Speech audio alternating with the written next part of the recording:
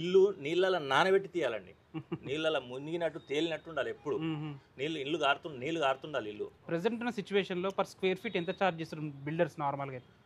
ఈశాన్యం గుంట, నైరుతి పంట, వాయువ్యం పెంట, ఓకే, ఆగ్నేయం మంట. ఈ 4 చూసుకుంటే ఇక ఇల్లు మనకు ఏది లోపం ఉండదండి. ఒక బిల్డరు మామూలు శ్రమించడండి, చాలా చాలా శ్రమ ఉంటుంది. ఒక 16-17 వర్గాలు వర్క్ చేస్తే గానీ వచ్చే అవుట్పుట్ అండి ఇల్లు ఇది. ఎగ్జాక్ట్లీ ఇటుకని ఎలా గుర్తుపట్టాలంటే దాన్ని వేయింగ్ మిషన్లో వేస్తే 2 కిలోలు ఉండాలి. దాని డైమెన్షన్ చెప్తాను వినండి. 3, 4, 9 ఇల్లు కట్టేటప్పుడు చుట్టుపక్కల వాళ్ళతోటి మంచిగా ఉండాలి.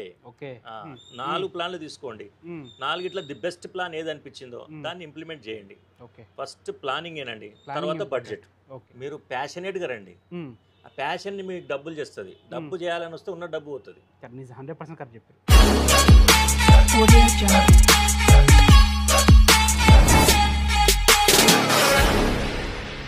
హలో వేణుగోపాల్ గారు. నమస్తే రంజిత్ గారు, బాగున్నారా? Thank you. మస్తు బిజీ టైంలో మాకు చిన్న టైం ఇచ్చారు. మనం ఒక 1 మంత్ నుంచి ప్లాన్ చేస్తున్నాము, ఇప్పటికి టైం కుదిరింది. అవునా, ఇద్దరం బిజీగానే ఉంటాము. నేను ఇలా మేకింగ్ లో, మీరు షూటింగ్ లో చాలా బిజీగా ఉంటాను. కుదిరింది. ఒకసారి మీ అనుభవం గురించి, మీ గురించి ఒకసారి మా వాళ్ళకి చెప్పండి, మా వ్యూస్కి చెప్పండి. నమస్తే అండి, నా పేరు వేణుగోపాల్. నేను మీ ఛానల్కి చాలా సుపరిచితుడిని. నా అనుభవం అంటే నేను దాదాపుగా ఒక 15-16 ఏళ్ల నుంచి ఇండిపెండెంట్ హౌస్ మేకర్ నడినాను. ఇండిపెండెంట్ హౌస్లే కట్టి అమ్ముతుంటాం మేము. ఒక 200 నుంచి 300 ఇండ్లు మా టీం కట్టి అమ్మాము. కానీ ఒక మంచి అనుభూతి ఉందండి నాకు ఇండ్లు కట్టి అమ్మే విధానంలో. అందరి ఒక ప్రేమ అభిమానాలు నాకు దక్కడంలో అది కిక్కిచ్చింది మీకు. చాలా చాలా కిక్కిచ్చింది. లాభాపేక్ష పక్కన పెడితే ఒక ప్యాషన్, నాకు ప్యాషన్ లేదు ఏం చేయలేం సార్. ప్రతి ఇంట్లో ఒక ప్యాషన్ చేసే విధానంలో రోజు రోజుకి ఇంప్రవైజేషన్లో. నేను అపార్ట్మెంట్ కల్చర్లకు వెళ్ళొచ్చు, చాలా మంది అంటారు వెళ్ళొచ్చు కదా మీరు అపార్ట్మెంట్ దినదిన అంటే. నాకు అపార్ట్మెంట్ కన్నా ఒక వ్యక్తికి ఇండిపెండెంట్ ఇల్లు ఇచ్చే దాంట్లో నాకు ఎక్కువ ఆనందాన్ని, సంతృప్తినిస్తుంది. వాళ్ళ ప్రైవసీ కానీ వాళ్ళు ఆస్వాదించే విధానంలో ఇండిపెండెంట్ హౌస్ ఉన్నంత మనకు అపార్ట్మెంట్లో ఉండదు. నేను కట్టేది మీరు చూశారు, 55 గజాలు, 90 గజాలు, 100 గజాలు ఆ సెక్టర్ కట్టిన కదా. అపార్ట్మెంట్ రేట్లోనే మనం ఇండిపెండెంట్ ఇవ్వాలి అన్న కాన్సెప్ట్లో నేను ఇంకా ముందుకు అడుగులేస్తున్నానండి ఇప్పుడు ప్రస్తుతానికి. ఓకే సార్, చాలా బాగా చెప్పారు. ఇప్పుడు మీరు ఇన్ని రోజులు ఈ ఫీల్డ్లో ఉన్నారు కదా, మీరు ఏ ప్రాసెస్లో ఎంజాయ్ చేస్తారు? అంటే కన్స్ట్రక్షన్ ప్రాసెస్లో ఎక్కడ బాగా ఎంజాయ్ అనిపిస్తుంది మీకు? అంటే మంచిగా అనిపిస్తుంది అంటే ప్లానింగ్ స్టేజ్లోనా లేకపోతే కట్టే స్టేజ్లోనా? మీరు అడిగిన ప్రశ్న ఎలా ఉందంటే, మీకు 3 పిల్లలు ఉంటే ఏ పిల్లగాడు ప్రేమ ఇస్తే ప్రేమ ఎక్కువ అన్నట్టుగా. ఎనీ కేస్ ఒక 1%లో మనం వేరియేషన్స్ ఉండొచ్చు. ప్రతి దాన్ని ఆస్వాదించుకుంటూ చేస్తానండి నేను. గుంతలు తీసినప్పటి నుంచి టోటల్ అయిపోయి ఇంటికి తాళం వేసే వరకు అణువుని ఆస్వాదిస్తూ ఉంటాను నేను. కాకపోతే నాకు లాస్ట్కు లైటింగ్, ఇంటీరియర్స్ ఆ సెక్షన్ కొద్దిగా ఇంట్రెస్ట్ ఎక్కువ తీసుకుంటానండి. మన మొత్తం టోటల్ గా లైటింగ్ పరంగా, పెయింటింగ్. ఇంకోటి మీరు గమనించరు లేదో, ఇప్పటి వరకు నేను కట్టిన ఇళ్లలో ఇంటీరియర్ ని టచ్ చేయలేదండి ఇప్పటి వరకు. ఒక ప్లైవుడ్ ముక్క పెట్టలేదు, ఒక 1 feet వాల్ పేపర్ పెట్టలేదు. 55 చాలా చాలా డీప్ గా వెళ్ళింది మనకి. చాలా మంది చాలా ఆఫర్స్ వచ్చాయండి, మీరు కడతారా ఇల్లు, మేము మెటీరియల్ కాంట్రాక్ట్ లో కడతారా, రేటు మీ ఇష్టం అంటే. నాకంత టైం లేదంటే నేను ఇండిపెండెంట్ హౌస్ నేను 2 స్ప్లిట్ కాలేను కదండి. నా పరిస్థితి నాకు ఉంటుంది కదా, నేను ఎక్కువ టైం ఇవ్వలేకపోయినాను. అయితే ఇంకో క్వశ్చన్, మెయిన్ క్వశ్చన్ ఇది, చాలా మందికి ఉండే డౌట్ ఇది. ఇల్లు కొనుక్కోవడం బెటరా, అపార్ట్మెంట్ ఫ్లాట్ కొనుక్కోవడం బెటరా? అంటే బడ్జెట్ చూసుకోవాలా, అంటే ఫ్యూచర్ చూసుకోవాలా? చాలా మందికి అర్థం కాని పొజిషన్ ఇది. దీని గురించి ఏం చెప్తారు మీరు మీ అనుభవంలో? చాలా చాలా మంచి ప్రశ్న అడిగారండి రంజిత్ గారు. అయితే నాకున్న పరిజ్ఞానం, అనుభవం ప్రకారము ఒక 100 గజాల ఇల్లు, 50 గజాల ఇల్లు, 150, ఎవరి స్తోమతను బట్టి అది ఇండిపెండెంట్ హౌస్ తీసుకుంటేనే చాలా బెటర్ నా ఉద్దేశంలో. ఒక చిన్న మిస్టేక్ ఏం చేస్తారంటే, రోడ్డుకు దగ్గర ఉంది కదా అని చెప్పి అపార్ట్మెంట్లకు వెళ్తారు, కొంచెం దూరం కదా అని చెప్పి ఇండిపెండెంట్ హౌస్ని అవాయిడ్ చేస్తారు చాలా మంది. కానీ ఇండిపెండెంట్ హౌస్ తీసుకుంటేనే మన ప్రైవసీ దెబ్బతినకుండా మళ్ళీ నీవు ఇంకో ఫ్లోర్ వేసుకొని రెంట్కి ఇచ్చుకోవడం కానీ ఫ్యూచర్లో చాలా బాగుంటుందండి. ఇప్పుడు అవుట్స్కట్ అంటూ ఏది లేదండి. ఓఆర్ఆర్ లోపల మొత్తం మన గ్లోబలైజ్ అయిపోయింది. ఓఆర్ఆర్ లోపల మొత్తం మనకు కల్చర్ సిమిలర్గా ఉంటుంది, ఎక్కడేం తేడా లేదు. ఓకే. అయితే ఇప్పుడు కొంతమంది బడ్జెట్ ఉండదు కానీ ఇల్లు కావాలని ఉంటుంది, వాళ్ళకి ఏం చెప్తారు మరి అపార్ట్మెంట్ ఫ్లాట్ గురించి? అదేనండి, అదే వాళ్ళకి ఎట్లా చెప్తారు? అంటే ఆగమంటారా? ఇల్లు కొనుక్కు ఆ స్టేజ్ దాకా ఆగాల, కొనుక్కోవడం బెటర్ ఏదో ఒకటి?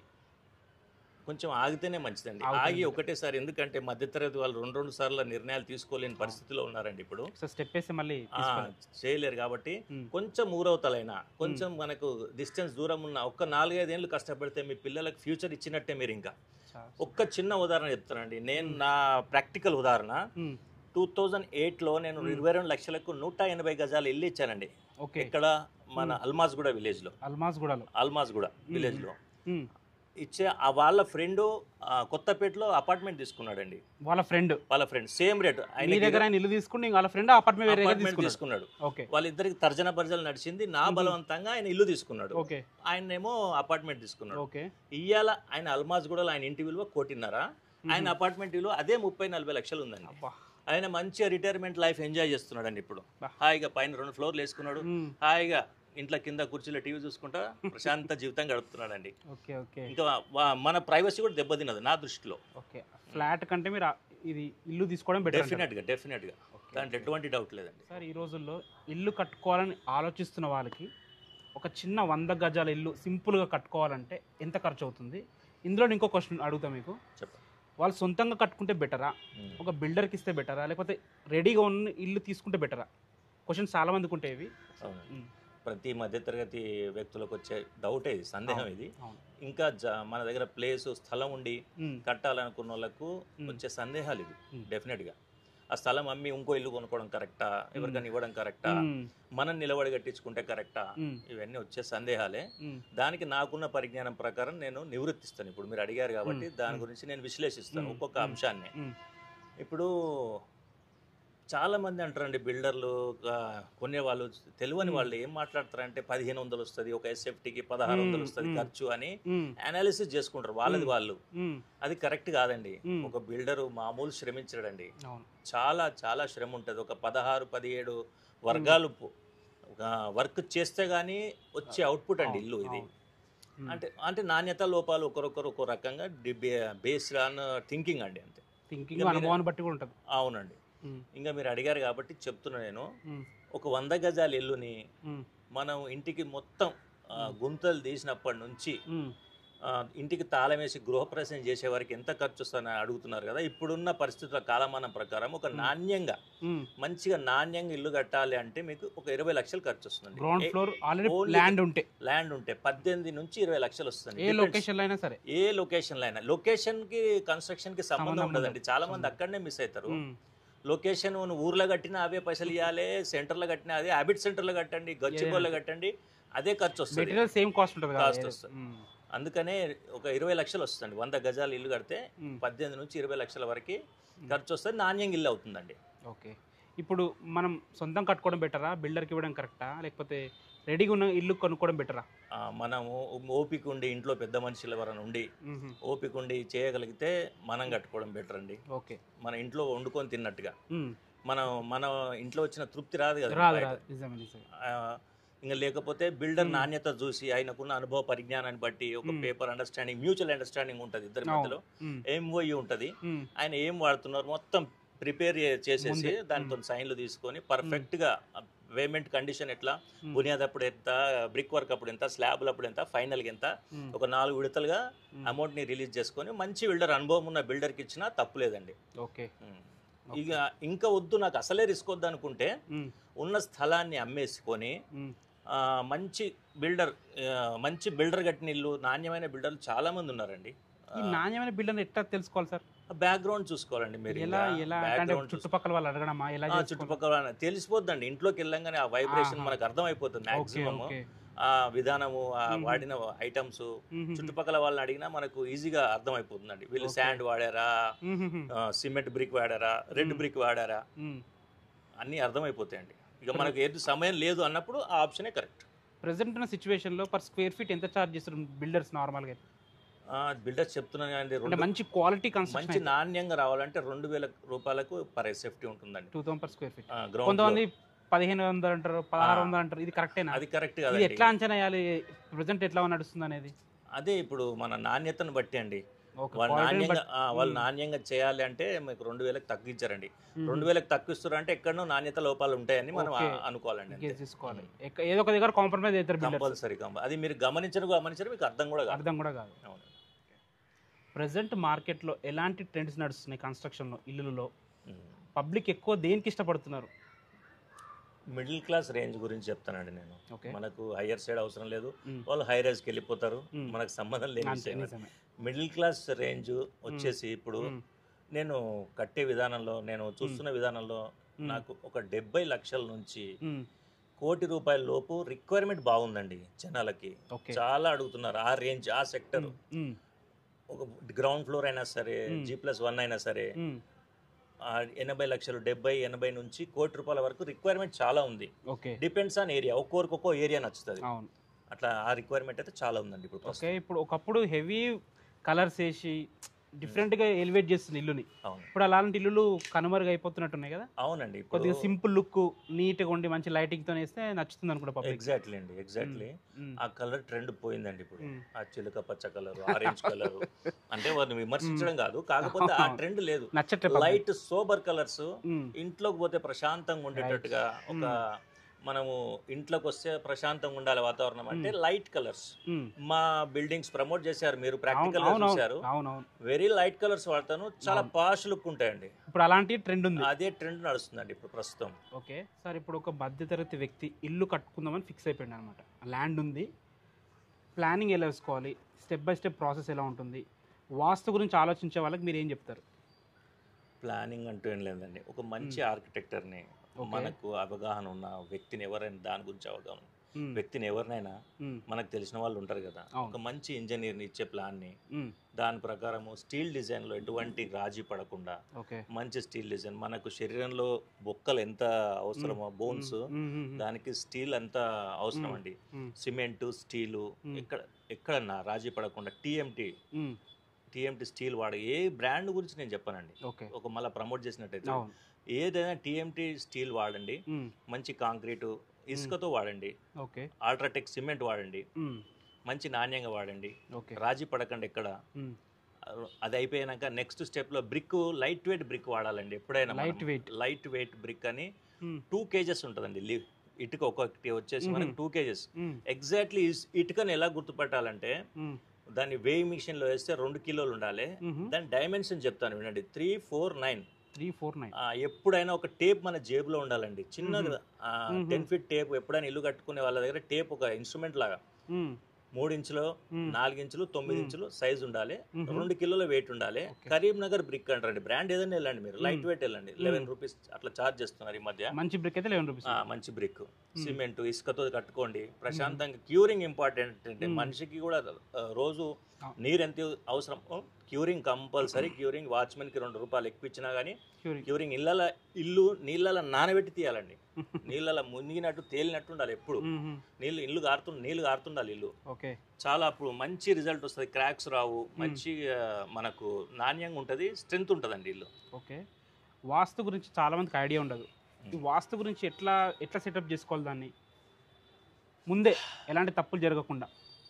వాస్తు అండి అంటే అనుభవం మనకు ఉండాలా, లేకపోతే ఒక అనుభవం ఉన్న వ్యక్తిని చూపెట్టాలా ముందే, ప్లానింగ్లోనే వాస్తు చూసుకోవాలా, ఎలా? అది ఇవాళ ఉన్న సమాజంలో అండి ప్రతి ఇంజనీర్ కానీ, ఆర్కిటెక్చర్ కానీ వాళ్ళు వాస్తు ప్రకారమే ఇస్తున్నారండి. ఓకే. మనకున్న స్థలానికి వాళ్ళు వాస్తుని అనుగుణంగా దృష్టిలో పెట్టుకొని ఇస్తున్నారండి. కంపల్సరీ వాస్తు మెయింటైన్ చేయాల్సిందే. Vastu is nothing but science. Okay, science. ఈశాన్యం ఒక నానుడు ఉంది, ఈశాన్యం గుంట, నైరుతి పంట, వాయువ్యం పెంట, ఆగ్నేయం మంట. ఈ 4 చూసుకుంటే ఇక ఇల్లు మనకు ఏది లోపం ఉండదండి. ఇంకోటండి, నీ వాస్తు నమ్మను అన్న వాళ్ళకు కూడా నేను చెప్తున్నాండి, నువ్వు వాస్తు నమ్మకుండా ఇల్లు కట్టినావు అనుకోండి, నీకు ఇంట్లోకి వచ్చే ప్రతి వ్యక్తికి అలాంటి నిర్ణయం ఉండదు కదండి, అలా ఆలోచన ఉండదు కదా. నీ ఇంట్లోకి వచ్చి నీ కాఫీ టిఫిన్లు నీవి తాగి, ఈ ఇక్కడ మంచం లేక ఉండేది ఉండే, ఇక్కడ కిటికీ ఉండేది ఉండే, ఈ స్థలం వేరే ఉందంటే ఆడవాళ్ళకి మైండ్లో కూర్చుండిపోద్దండి అది. మనకు ఆ ప్రభావం పడుతుంది ఆ విషయంలో. అట్లా అది దృష్టిలో పెట్టుకొనైనా వాస్తుకి వెళ్ళాలి ఓకే కంపల్సరీ. వాస్తు ఉంటేనే మంచిదండి. వాస్తు ఇస్ నథింగ్ బట్ సైన్స్ అని చెప్పాను కదా. అవునవును. అవునండి అది. ఓకే. ఇప్పుడు ఇల్లు కట్టే ప్రాసెస్లో మనం ఒక ప్లాన్ అనుకుంటాం, అవును ఒక వ్యక్తి వస్తారు సపరేట్, ఒక్కొక్క సజెషన్ ఇస్తారు అనమాట, ఒక్కొక్కరు ఒక్కొక్క సజెషన్ ఇస్తారు. అవును. మన ప్లాన్తో స్టిక్ అయ్యడం కరెక్టా, వాళ్ళు చెప్పిన చేంజెస్ చేసుకుంటూ వెళ్తే కరెక్టా? మీరేం చెప్తారు దాని గురించి? మనము అంటే అందులో మంచి జరగవచ్చండి, చెడు జరగవచ్చు. దాదాపుగా అట్లా మార్పులు జరుగుతూనే ఉంటాయి. కాకపోతే మెంటల్లీ మనం ఒకటి ఫిక్స్ అయిపోయి ఉండాలండి. నీకు ఇల్లు అంటే ఒక స్వప్నం లాంటిది, స్వప్న సాకారం అయినట్టు మన డ్రీమ్ అది, డ్రీమ్ అండి. కాకపోతే ఒక ఇల్లు కట్టే ముందు 10 సార్లు ఆలోచించండి. అంటే దిగక ముందే ఆలోచించాలి. ఇల్లు ప్లానింగ్ స్టేజ్లోనే 10 సార్లు ఆలోచించి, ఒకరొకరు రిక్వైర్మెంట్ ఒక్కో రకంగా ఉంటుందండి. ఆ రిక్వైర్మెంట్ ప్రకారం ఫస్ట్ మ్యాక్సిమం 90% ట్రై చేయండి. ఫస్ట్ అనుకున్న దానికి మనం ఇంప్లిమెంటేషన్కి వెళ్ళాలని. మరి కంపల్సరీ ఆ చేంజ్ ఎవరైనా వచ్చి చెప్పారంటే అది కరెక్టా కాదా విశ్లేషించుకోండి మీ కుటుంబ సభ్యులు కూర్చొని. అది మనకు కరెక్టే అనిపిస్తే మీరు ఇంప్లిమెంట్ చేయండి, లేదంటే మీరు గో ఆన్. మీరు ఎట్లా అనుకుంటున్నారో అట్లనే వెళ్ళండి. ఇల్లు కట్టడానికి కంపల్సరీ పర్మిషన్ కావాలి, గవర్నమెంట్ అప్రూవల్ కావాలి. డెఫినెట్గా. ఈ గవర్నమెంట్ అప్రూవల్ ఎలా తీసుకోవాలి, దీనికి ఎంత టైం పడుతుంది, అసలు ప్రాసెస్ ఎలా ఉంటుందండి? ఈజీ ఉంటుందా, హార్డ్ ఉంటుందా, ఎవరైనా చేసుకోవచ్చా? చాలా ఈజీ అండి. ఓకే. మనం ఇల్లు కట్టాలనుకుంటే అప్పట్లాగా ఆఫీసులు తిరగాలా, లేకపోతే ఇది ఎట్లా ఉంటుంది ప్రాసెస్? ఏం లేదండి, ఇప్పుడు ఆన్లైన్లో అయిపోతుంది, దాదాపు ఆన్లైన్లో అయిపోతుంది. ఒక్కొక్క అంశాన్ని ఒక్కొక్క ఏరియాలో ఒక్కొక్క రకంగా ఉంటుంది. నేను వివరిస్తాను. ఊర్లలో ఎలా ఉంటుంది, హెడ్ క్వార్టర్లో ఎలా ఉంటుంది, మున్సిపాలిటీలో ఎలా, జిహెచ్ఎంసీ లిమిట్స్లో ఎలా, హెచ్ఎండిఏ లిమిట్స్లో ఎలా ఉంటుందో నేను మీకు ఒక్కొక్క దగ్గర ఒక్కొక్క ప్రాసెస్ ఉంటుంది. అయితే ఏం లేదండి, ఫస్ట్ మన డాక్యుమెంట్, మన పేరు మీద అయిన దస్తావేజులు ఏవైతే ఉంటాయో అవి ఒక 4-5 జిరాక్స్ కాపీలు తీసి పెట్టుకోవాలి. ఒరిజినల్ భద్రంగా స్టోర్ చేసి ఆ లాకర్లో పెట్టాలి. ఎప్పుడు కూడా ఒరిజినల్స్ మనం బయట చూపించొద్దు ఎవరికి కూడా. మనం భద్రంగా పెట్టుకోవాలి. 4 సెట్లు తీసి పెట్టుకోవాలి. చాలా పని ఇస్తాయి మనకు. పర్మిషన్ కానివ్వండి, కరెంటుకి కానివ్వండి, అలాగే వాటర్ లైన్కి కానివ్వండి, అందుకని 4 సెట్లు తీసి పెట్టుకోవాలి. మీరు అడిగారు కాబట్టి దానికి ఒక్కటి కూడా చెప్తాను. గ్రామ పంచాయత్ ఆఫీస్లో మనకు పర్మిషన్ ఇస్తారండి, హౌస్ పర్మిషన్. దానికి వేరే సెక్షన్ ఉంటుంది. పోయి అడిగితే దాని గురించి అక్కడ సభ్యులు వివరిస్తారు మీకు. కాకపోతే మీడియేటర్స్ కూడా ఉంటారు, వాళ్ళని సంప్రదించవచ్చు. అలాగే మనము మున్సిపాలిటీలో టిఎస్ బి పాస్ ఉంటుంది, హెచ్ఎండిఏలో రకరకాలుగా ఏదైనా ఒకటే సిస్టమ్, స్థానిక మున్సిపాలిటీలకు వెళ్ళి మనం తీసుకుంటే దీని ప్రాసెస్ వచ్చేసి 1 వీక్ నుంచి 15 డేస్ లోపల మొత్తం అయిపోతుందండి. ఓకే. అమౌంట్ ఎంత ఖర్చు ఉంటుంది నార్మల్గా? అమౌంట్ అంటే బేసిక్గా మాట్లాడడం, గ్రౌండ్ ఫ్లోర్ అనుకోండి, ఒక 100 గజాల ఇల్లుగా మాట్లాడుకుందాం ఎగ్జాంపుల్. 100 గజాల ఇల్లుకి అంటే ఏరియా వైజ్గా, ఏరియాని బట్టి అంటే ఓవరాల్గా చెప్పండి. ఏదున్నా ఒక 100 గజాల ఇంటికి 50,000 నుంచి ₹1,00,000. ఏ ఏరియా సరే 50 నుంచి 1,00,000 మధ్యలో ఉంటుంది. మధ్యలో మనం పెట్టుకొని నడిస్తే మనకు ఈజీగా అయిపోతుందండి. ఒక 1 week to 15 days process, 2 weeks process అనుకోండి. ఇంకోటి చాలా మంది పర్మిషన్ లేకుండానే స్టార్ట్ చేద్దాంలే, తర్వాత పర్మిషన్ అది కరెక్ట్ కాదండి. బోర్వెల్ కూడా వేయొద్దు మనం. పర్మిషన్ తీసుకుని మనం ఎప్పుడైతే అప్లికేషన్ పెట్టుకుంటామో స్థానిక సంస్థల నుంచి ఇన్స్పెక్షన్కి వస్తారండి వాళ్ళు. బౌండరీస్ సరిగ్గా ఉన్నాయా, ఇది కరెక్ట్ ఉందా, వీళ్ళు ఆల్రెడీ ఏమన్నా ముందే కట్టారా అన్నదానికి తర్వాత ఇష్యూస్ అయ్యేదానికి మనం 2 రోజులు లేట్ అయినా కూడా పర్మిషన్ వచ్చిన తెల్లారి నుంచి మీ వర్క్ స్టార్ట్ చేసుకోవచ్చు. నాకు ఒక క్వశ్చన్ ఉంది, అందరికి ఉండే డౌట్ ఇది. చెప్పండి. సపోజ్ G+1 పర్మిషన్ ఉంది, పైన పెంట్ హౌస్ కట్టుకోవచ్చు? నార్మల్గా అడుగుతున్నాను. G+1 పర్మిషన్ ఉన్న పైన పెంట్ హౌస్ అంటే దాదాపుగా 99% జనాలు కడతారండి. అవును, ఎటువంటి ఇబ్బంది ఉండదు. కమర్షియల్ యాక్టివిటీస్ చేస్తుంటే ఇబ్బంది ఎదురవుతుంది, కానీ రెసిడెన్షియల్ వచ్చి మాత్రం ఎవరు మనని ఇబ్బంది పెట్టరు. ఇంకోటి అండి, ఇల్లు కట్టే వాళ్ళకు ప్రప్రథమమైన ఒక అంశాన్ని చెప్తున్నాను నేను. ఇల్లు కట్టేటప్పుడు చుట్టుపక్కల వాళ్ళతోటి మంచిగా ఉండాలి. చాలా కట్టేటప్పుడు తర్వాత ఉండొద్దని చెప్తలేను నేను. కట్టేటప్పుడు మాత్రం చాలా, ఎందుకంటే మనకు మెటీరియల్ అంతా రోడ్డు మీదనే ఉంటుంది. పక్కన చేసేటప్పుడు ప్లాస్టింగ్ చేసేటప్పుడు అది వాళ్ళ సహకారం మనకు అవసరం, మంచిగా ఉండాలి. ఒక చిన్న వాళ్ళు కంప్లైంట్ రేజ్ చేస్తే మీ పని ఆగిపోతుంది. అందుకనే సయోధ్యతోటి ఎప్పుడంటే జీవితాంతం కలిసి ఉండేటోళ్ళు అండి. నేబర్లు అంత ఈజీ కాదు. నీ బంధువులు ఎవరు రారు, నీకు ఆపత్తి వస్తే ఫస్ట్ వచ్చేది వాళ్ళే నిలబడతారు మనకి. అందుకనే మంచిగా సయోధ్య చేసుకుంటా, వాళ్ళకి డిస్టర్బ్ లేకుండా ఎప్పుడప్పుడు వాళ్ళు ఏదైనా మనం డ్యామేజ్ చేస్తే క్లీన్ చేయించుకొని వాళ్ళతో మంచిగా ఉండాలండి. ఇది చాలా ఇంపార్టెంట్, చాలా వాల్యుబుల్ పాయింట్, అందరికి ఉపయోగపడే పాయింట్. ఎందుకంటే చాలా మనం ఈజీ తీసుకుంటాం పక్కోళ్ళని, కానీ అంత ఈజీ తీసుకోవద్దు. వాళ్ళే మనకు ముఖ్యం. ఈ కడుపులో పుట్టినోడు కూడా అమెరికాలో ఉంటాడు, కానీ పక్కోడు వచ్చి హాస్పిటల్ తీసుకుపోయిన సందర్భాలు. మీరు ఇల్లు అమ్మాలన్నా కానీ వెరిఫికేషన్ అవుతుంది కదా, కస్టమర్స్ తీసుకుంటారు, అడుగుతారు కదా. అవునండి. సరే, ఇప్పుడు ఇల్లు కట్టేటప్పుడు గోడలు, స్లాబ్ చాలా ముఖ్యమైన పాత్ర పోషిస్తాయి. ఇప్పుడు ఈ కట్టినప్పుడు ఎలాంటి జాగ్రత్తలు తీసుకోవాలి? చాలా మంది చేసే తప్పులు ఏంటి ఇందులో? ఎక్కడ మిస్టేక్ చేస్తారు? ఇక్కడ మనము పిల్లర్స్ అన్నీ అయిపోయాక స్లాబ్ సెక్షన్ వస్తుంది కదండి. అవును. సెంటరింగ్ పర్సన్ మంచిగా ఉండాలండి. సెంటరింగ్ ఎవరైతే మనకు వాడతారో అతను మంచిగా ఉండాలి.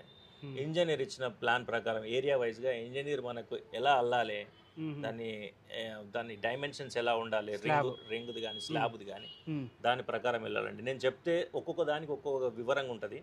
యాజ్ పర్ మనం దాని ప్రకారం వెళ్ళాలి. వెళ్తే దాని ఇంకొకటి చాలా మంది రెడీమిక్స్ వెళ్దామా మాన్యువల్ వెళ్దామా అని చాలా మందికి ఒక సంశయంలో ఉంటారండి. రెడీమిక్స్ అంటే రెడీమిక్స్, ఇప్పుడు రెడీమిక్స్ దొరుకుతుంది కదండి బజార్లో, ఆర్చిఎం అంటారు కదా, రెడీమిక్స్.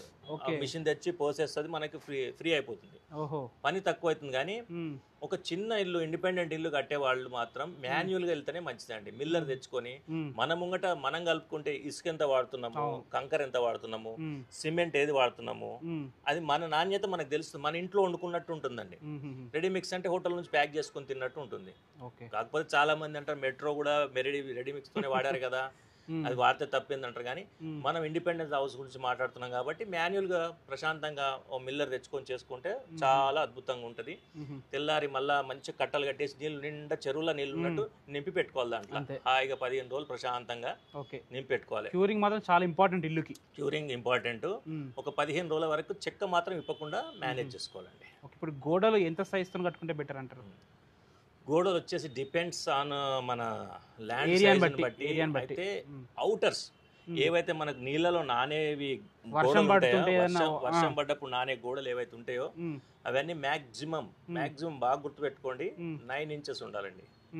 9 ఇంచ్ వాల్, అవుటర్ మొత్తం 9 ఇంచ్. లోపల మీ స్థలాన్ని బట్టి 4 ఇంచ్ వాల్ పెట్టుకుంటే కొంచెం స్థలం కలిసి వస్తుంది కాబట్టి 4 ఇంచ్కి వెళ్ళొచ్చు, దానికి ఇబ్బంది లేదండి. అవుటర్ మాత్రం 9 ఇంచ్ పెట్టుకుంటే బయట రెయిన్ ఎఫెక్ట్ అయినా వాటర్ లోపల రాకుండా. అంటే నేను చాలా ఇల్లు చూసాను, ఎంత మంచి కట్టినా లైట్ గా క్రాక్స్ వస్తాయి. ఎందుకు వస్తాయి అసలు?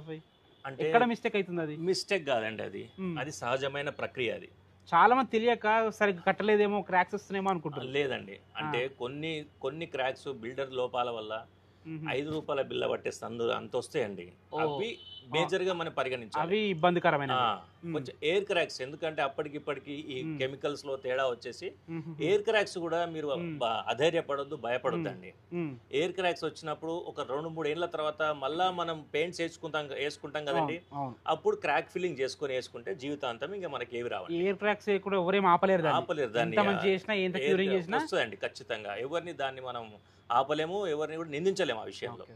ఇల్లు మొత్తం స్ట్రక్చర్ పూర్తి అయిపోయింది. నెక్స్ట్ సింహభాగం, టైల్స్, కిటికీలు, తలుపులు. ఇవి చాలా మంది కలిసి ఇక్కడ తప్పులు చేస్తారు సార్. అంటే అనుభవం లేకనో మరి ఏందో, ఇక్కడ ఎక్కడ జాగ్రత్తలు తీసుకోవాలి, ఎట్లా చేసుకోవాలి ఇది? ఇప్పుడు డోర్ సెక్టర్ చెప్తాను మీకు ఫస్ట్. ఇప్పుడు చాలా మంది 7 ఫీట్ డోర్ వాడుతున్నారండి, 6.5, 7.5 ఫీట్ వాడండి డోర్స్. ఓకే, పెట్టేటప్పుడే 7.5 ఫీట్ చోకోట్స్ పెట్టుకోండి, పెద్ద తేడా రాదు, 1 ఫీట్ మనకు ముక్క తేడా వస్తుంది, అది వాడండి. వాష్రూమ్ లకు మాత్రము డబ్ల్యూపీసీ చౌకోట్స్ వాడండి. డోర్స్ కూడా డబ్ల్యూపీసీ వాడండి. అలాగే మనకు బెడ్రూమ్స్కి వచ్చేసి ఫ్లష్ డోర్స్ వాడండి. ఫ్లష్ డోర్స్ రెడీమేడ్ అయినా సరే మీకు ఓపిక కూడా చేయించుకున్నా సరే ఫ్లష్ డోర్స్ వాడండి.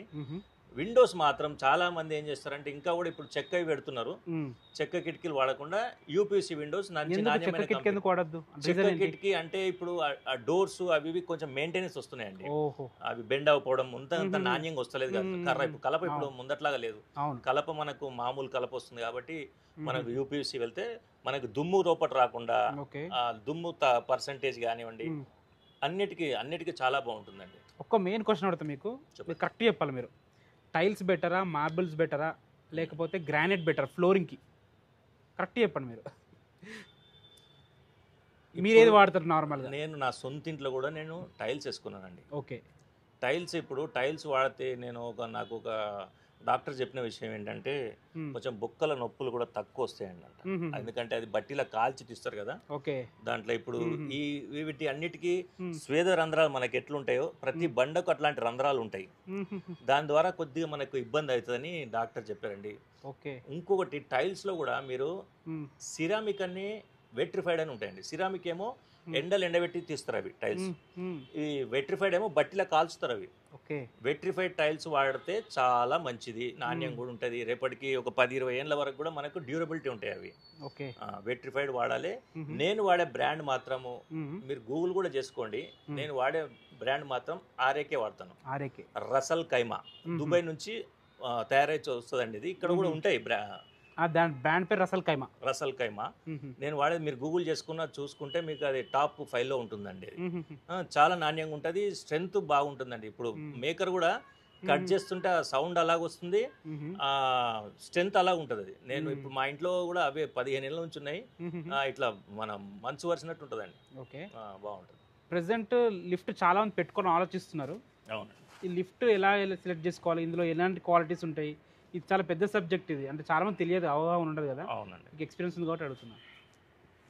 లిఫ్ట్ అంశం అదొక సముద్రం అండి లిఫ్ట్ అనేది. కాకపోతే నేను కట్టే కొట్టే తెచ్చే అనే విధంగా ఒక 4-5 అంశాల్లో మీకు లిఫ్ట్ విషయాన్ని నేను వివరించేస్తానండి. ఒక మినిట్లో క్లోజ్ చేస్తాను. ఏంటంటే లిఫ్ట్ జాన్సన్, ఓటీస్, సిండ్లేరు, కోనే అని 4 బ్రాండెడ్ కంపెనీలు అండి. అయితే మనం మధ్యతరగతి విషయాలు మాట్లాడుకుంటున్నాం కాబట్టి వాళ్ళని మనకు ఆర్డర్ చేస్తే 15 లక్షల రూపాయలు ఛార్జ్ చేస్తారండి వాళ్ళు మినిమం. ఇవన్నీ బ్రాండ్స్, ఇవి నేను చెప్పిన 4 మీరు గూగుల్ చేసుకోవచ్చు, బ్రాండ్ అవి. కాకపోతే నేను ఒక 150 లిఫ్ట్ల వరకు ఫిట్ చేశానండి ఇవాళ వరకు. 150 లిఫ్ట్లు. దాంట్లో నేను మొత్తం ఒక పరిజ్ఞానాన్ని సంపాదించుకొని ఎట్లా చేస్తే కరెక్ట్, ఏం చేస్తే కరెక్ట్ అని చెప్పి ఒక నిర్ధారణకు వచ్చానండి. అందరికి ఉపయోగపడుతుంది, నోట్ చేసుకోండి. బ్రాండ్స్ చెప్తాను నేను. అయితే లిఫ్ట్ మేకర్స్ కూడా ఉన్నారండి. నాకు సురేష్ అని ఒక అబ్బాయి చేస్తాడు. ఒక 150 లిఫ్ట్లు చేయించాను అబ్బాయితో ఇప్పటి వరకు నేను. 150. అయితే ఏం వాడాలంటే ఇప్పుడు వచ్చేసి గ్రిల్ ఉన్నది కదండి, మన గ్రిల్స్ ఉంటాయి కదా, గ్రిల్ వాడొద్దండి. రాను ఇప్పుడు గ్రిల్ సిస్టమ్ గవర్నమెంటే బ్యాన్ చేసే పరిస్థితిలో ఉంది. ఆటో డోర్స్ వాడండి. ఆటో డోర్స్ అంటే అదే మనం మీ దగ్గర పోగానే ఓపెన్ అయితే మాల్స్ ఉంటాయి కదా, అవే వాడండి. అందులో కూడా మామూలు వ్యక్తులకు ఇచ్చినా కూడా మామూలు బ్రాండ్ లోపల వాడే ఐటమ్లు నేను చెప్తాను, మీరు నోట్ చేసుకోండి. ఎక్కడెక్కడ ఏమేమి జాగ్రత్తలు తీసుకోవాలి. అట్లా ఫస్ట్ వచ్చేసి మనకు మోటార్ అండి, షార్ప్ మోటార్. తర్వాత వచ్చేసి రేల్స్ ఉంటాయి కదా పక్కన, రేల్స్ వచ్చేసి మరాజే కంపెనీ పేరు చెప్తారు ఇప్పుడు. మరాజే కంపెనీ. ఇంకోటి మనకు రోప్ వస్తుంది కదా, రోప్ ఉషా మార్టిన్. ఫర్మేటర్ డోర్స్ వస్తాయండి, ఫర్మేటర్ కంపెనీ డోర్స్. మీరు ఇవన్నీ గూగుల్ చేసుకుని వస్తాయి. ఆ వ్యక్తికి నాకు ఇవే కావాలి, ఇవే పెట్టాలని బార్గెన్ చేసుకొని వీటి నుంచి మీరు బిల్స్ కూడా తెప్పించుకొని ఈ 4 జాగ్రత్తలు తీసుకుంటే మీకు జాన్సన్ లిఫ్ట్ కూడా అవసరం లేదు, అదే మీరు అనుభవిస్తున్నట్టు అనుకోండి. ఇంకా ఇంపార్టెంట్ క్వశ్చన్, అంటే ఫ్యూచర్ జనరేషన్ కూడా ఉపయోగపడే క్వశ్చన్. ఇప్పుడు మీరు ఎక్కడి నుంచి, మీరు ఉన్నప్పుడు ఒక టెక్నాలజీ ఉంది, ఇప్పుడు ఒక టెక్నాలజీ ఉంది, ఇంకొక 20 years తర్వాత టెక్నాలజీ ఎలా మారబోతుంది, ఏమైనా కొత్తగా తెలుసుకునే విశేషాలు ఏమైనా ఉన్నాయా? టెక్నాలజీ కదండి. ఇప్పుడు మనం టేప్ పోయింది, మన VCRలు వచ్చినాయి, CDలు వచ్చినాయి, పెన్ డ్రైవ్లు వచ్చినాయి, అంతా మారుతూనే ఉంటది. ఇంట్లో కూడా అదే విధానం, ఇల్లు కట్టే విధానంలో టెక్నాలజీ చాలా మారిందండి. ఇప్పుడు గచ్చు ఇల్లు ఉండేది ఊర్లలో, ఎంత చల్లగా ఉంటుందండి, ఏసీలో కూర్చున్నట్టు ఉంటుంది. ఆ తర్వాత సిమెంట్, రేకులు అవి వచ్చినాయి కదా, అట్లనే కాలానుగుణంగా మారుతూనే ఉంటాయి. 20 సంవత్సరాలు ఏమైతుందో మనం చెప్పలేం, కానీ ప్రస్తుతం ఏం నడుస్తుందో ట్రెండ్, అది కొద్దిగా మూమెంట్ ఇంకా ముందరి కొద్ది ఎలా ఉంటుందో అంతవరకు చెప్పగలుగుతాం అండి. అయితే ఇప్పుడు మై1 టెక్నాలజీ అని వచ్చిందండి. మై1 టెక్నాలజీ అంటే బుట్టీలు కట్టేసి మొత్తం సీకులతోనే అల్లేసి టోటల్ ఇల్లుని దాంట్లో సిమెంట్ కాంక్రీట్ పోసి హై రైజెస్ కడుతున్నారు. ఇటుక ముక్క కూడా వాడరు అందులో. అది కరెక్టే. అంటే హై రైజెస్ కి వాళ్ళకి అది తప్పదండి, ఇంకా వేరే మార్గం లేదు. ఇంకోటి ఇటుకలు, ఫ్లై యాష్ ఇటుకలు వాడుతున్నారు కదా, అవి వాడుతున్నారు. మనం మధ్యతరగతి గురించి మాట్లాడుతున్నాం కాబట్టి వీలైనంత వరకు రెడ్ బ్రిక్కే వాడండి, మట్టి ఇటుకనే వాడండి. కూల్గా ఉంటుందండి ఇల్లు, ప్రశాంతంగా ఉంటుంది, మనకు కూడా కూల్ ఉంటుంది, లోపలికి వేడి రాని అది ఎక్కువ శాతం. అది వీలైనంత వరకు రెడ్ బ్రిక్ వాడి మిగతా అన్నీ కొంచెం కాలానుగుణంగా మార్చుకుంటా ఇబ్బంది లేదు. ఇల్లు కట్టేటప్పుడు ఇంకా ముఖ్యమైన విషయం ఏంటంటే వాటర్ ప్రూఫింగ్. సో ఇక్కడ ఎలాంటి జాగ్రత్తలు తీసుకోవాలి, ఎక్కడ వాటర్ ప్రూఫింగ్ చేపిస్తే బెటరు, తర్వాత ఫ్యూచర్లో లీకేజ్ రాకుండా ఎలాంటి జాగ్రత్తలు తీసుకోవాలి? Water proofing is essential. Compulsory water proofing లేని ఇల్లు మనం ఇప్పుడు అంటే ఒక గ్రౌండ్ ఫ్లోర్ వేసుకుంటే వాటర్ ప్రూఫింగ్ అవసరం లేదు. G+1కి వెళ్ళామంటే వాటర్ ప్రూఫ్ కంపల్సరీ చేయించుకోవాలి.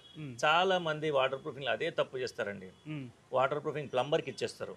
ప్లంబర్కి ఏదో తెలియని కెమికల్ తెచ్చి కలిపేసి అది మమ అనిపించేస్తాడు. మళ్ళీ 4-5 సంవత్సరాల తర్వాత లీకేజ్ స్టార్ట్ అవుతుంది. అలా కాకుండా ప్రొఫెషనల్స్ ఉంటారండి. మీరు గూగుల్ చేస్తే ఆన్లైన్లో చాలా మంది వస్తారు. ఆయన చేసిన పాత ఇల్లు కట్టిన వాళ్ళ అనుభవం తీసుకోండి. వాటర్ ప్రూఫ్ స్పెషలిస్ట్ తోటి ప్రతి వాష్రూమ్ పైన టెర్రస్ 2 కంపల్సరీ చేయించుకోండి. మిగతా ఏరియా చేయించకున్నా సరే. ఇంకోటి వాష్ ఏరియా అండి. Wash area main. ఒక క్వశ్చన్ ఉంది నాకు. చాలా మంది టెర్రస్ మీద టైల్స్ గ్రానైట్ వేస్తారు.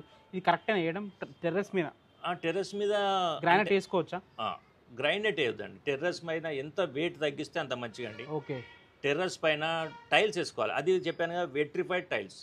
ఇంకోటి చాలా మందికి తెలియని అంశం మీద పేపర్ జాయింట్ వేస్తారు. ఒక్క టైల్కి ఒకటి ఆనిచ్చేస్తారు. అట్లా ఆనియకుండా ఎపాక్సీ ఫిల్లింగ్ స్పేసర్స్ ఇచ్చి మధ్యలో కొంచెం 1-2 mm 3 mm స్పేసర్స్ దొరుకుతాయి. ఆ స్పేస్ ఇచ్చి దాంట్లో ఎపాక్సీ ఫిల్లింగ్ చేయించుకుంటే లైఫ్ లాంగ్ ఇబ్బంది కాదండి. లీకేజ్ కాదు. పైన టెర్రస్ మీద కూడా టైల్స్ చేసుకుంటే అద్భుతంగా వాటర్ లీకేజ్ ప్రాబ్లం ఉండదు. నేను చెప్పిన విధానం పాటిస్తే.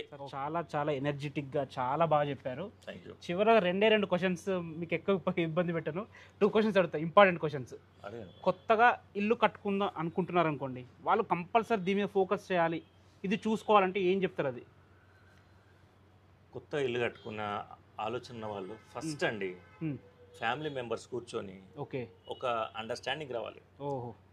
కరెక్ట్. మనకు డూప్లెక్స్ కావాలన్నా, ఒక ఇండిపెండెంట్ హౌస్ కావాలి, ఒకటే ఫ్లోర్ అందరం ఉండాలన్నా, ఒక్కొరికి ఒక టేస్ట్ ఉంటుంది. అది అయిపోయినాక మీరు మంచి ప్లానర్ దగ్గరికి, అదే చెప్తున్నాను, పదే చెప్తున్నాను, మంచి ప్లానర్ దగ్గరికి వెళ్ళండి, మంచి ఆర్కిటెక్ట్ దగ్గరికి వెళ్ళండి. ఇప్పుడు డబ్బు ఫస్టే ఖర్చు పెట్టాలండి. దానిపైన ఒక 1-2 లక్షలు ఖర్చు అయినా సరే మళ్ళీ మార్పులు లేకుండా ఉంటుంది. తర్వాత ఏ ఖర్చు అంతా ఒకటేసారి. ఆయన 4 ప్లాన్లు ఇవ్వమని చెప్పండి. బడ్జెట్ కూడా మంచిగా మన దగ్గర అనుకూలంగా చేసుకొని రంగంలోకి దిగండి. Okay, super fine. ఇప్పుడు కొత్తగా బిల్డింగ్ ఫీల్డ్లోకి వచ్చి బిల్డర్ అవుదాం అనుకునే వాళ్ళకి మీరు ఏం చెప్తారు? వాళ్ళకి కొత్తగా బిల్డర్ కావాలనుకున్న వాళ్ళకి అంటే ప్రతి ఫీల్డ్లో మనకన్నా తలపడిన వాళ్ళు చాలా మంది ఉంటారండి. మీరు ప్యాషనేట్గా రండి. ఆ ప్యాషన్ని మీకు డబ్బులు చేస్తుంది. డబ్బు చేయాలని వస్తే ఉన్న డబ్బు పోతుంది. 100% కరెక్ట్ చెప్పారు. డబ్బు సంపాదించుకోవాలని వస్తే ఉన్న డబ్బు పోతుంది. ప్యాషన్. ఒక సొంత ఇల్లు కట్టుకుంటే వాడు ఎట్లానైతే ఆస్వాదిస్తారో అవతల వ్యక్తి, అలా ఉండాలండి. మనం వాళ్ళ డ్రీమ్ హౌస్ వాళ్ళు డెలివరీ చేయాలి. మనం 100 సంవత్సరాలు ఉంటారండి ఒక ఇంట్లో. ఉన్నప్పుడు వాళ్ళ మంచి పాజిటివ్ వైబ్స్ మనకు రావాలి. జనరేషన్స్ ఉంటాయి కదా, ఎమోషన్స్ అటాచ్ అయి ఉంటాయి.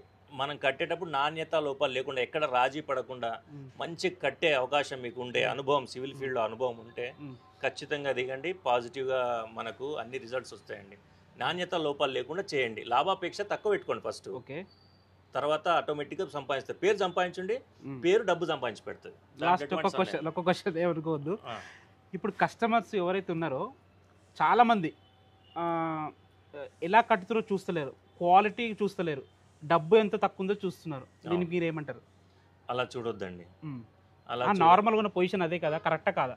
అది కరెక్ట్ కాదండి. ఇప్పుడు పిండి తిరు రొట్టె అంటారు కదండి. పిండి ఎంత పెడితే రొట్టె ఎంత అవుతుంది. కాకపోతే మనం వీలైనంత వరకు ఓపెన్ అండి. ఇవాళ రేపు నేను ఒక బిల్డర్గా ఈ అంశాన్ని చెప్పొద్దు, కానీ నేను మీకు చెప్తున్నాను. ఇప్పుడు ఒక స్థలం కొనే ముందు, ఒక ఇల్లు కొనే ముందు అక్కడ రేట్ నడుస్తుంది ఎవరికైనా జనరల్ గా ఐడియా ఉంటది కదా. ఒక 2-3 వేల తేడాల పక్కన పోయి ప్లాట్ ఏం రేట్ నడుస్తుంది అంటే ఎవరైనా చెప్తారు. దానికి నువ్వు యాడ్ చేసుకో 2000 సేఫ్టీ లెక్క, ఎంత సేఫ్టీ ఉందో బిల్డర్ చెప్తాడు. బిల్డర్ మీద నమ్మకం లేకపోతే టేప్ బట్టి కొలుచుకో, దాన్ని 2000 రూపాయలకి యాడ్ చేసుకో, జాగా రేట్ యాడ్ చేసుకో. ఆయన గుడ్ విల్ ఏమి ఇస్తున్నావు ఇచ్చేసేయి. 5 లక్షలు 10 లక్షలు ఇన్ని రోజులు కష్టపడ్డందుకు ఓపెన్, దాంట్లో ఎటువంటి సందేహం లేదు. చేసుకో, ఇచ్చేసుకో. నీకు నా వీలైనంత వరకు బార్గెన్ చేసుకో. ఆయన అవసరం, నీ ఇంట్రెస్ట్, అంతే కదా. నచ్చితే అన్ని చూసుకోవాలి. థ్యాంక్ యూ చాలా థ్యాంక్ యూ వెరీ మచ్. చాలా టైం కేటాయించి ఓపికతో బాగా చెప్పారు. ధన్యవాదాలు. చాలా థ్యాంక్ యూ. మీరు కొత్త ఛానల్ ప్రారంభించారు. అవును, మీకు అంతా మంచి జరగాలని కోరుకుంటూ, మీ నాన్నగారు మీరు మంచి సుమనస్కులు, ఇలాగే కంటిన్యూ చేస్తూ ఉండండి. మా సహకారం ఎప్పుడు మీకు ఉంటుంది. మీతో ప్రారంభమైంది first podcast. Thank you so much. Okay, right.